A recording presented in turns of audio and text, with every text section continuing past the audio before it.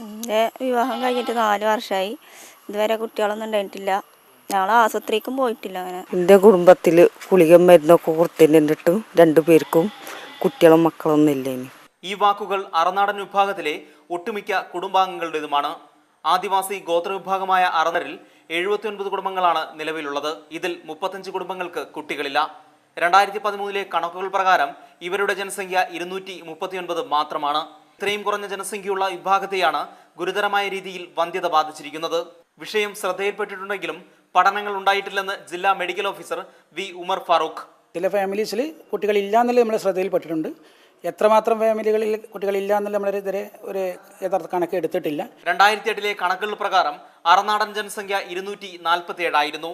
5 വർഷങ്ങൾ പിന്നിടുമ്പോൾ ജനസംഖ്യ 239 കുറഞ്ഞു. 20 വർഷങ്ങൾക്ക് മുമ്പ് കുടുംബാസൂത്രണ പദ്ധതിയുടെ ഭാഗമായി ഉദ്യോഗസ്ഥർ പണം നൽകി കൂട്ടബന്ധീകരണത്തിന് വിധേയമാക്കിയതായും ചില സ്ത്രീകൾ ഓർത്തെടുക്കുന്നു.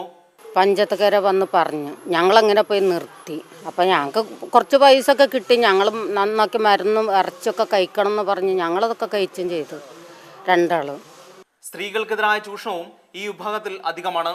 മദ്യപാനമാണ് ആദിവാസി ദുരിതങ്ങളുടെ പ്രശ്നമെന്ന് ഘോഷിക്കുന്നവർ ഈ കണക്കുകൾ അറിയണം.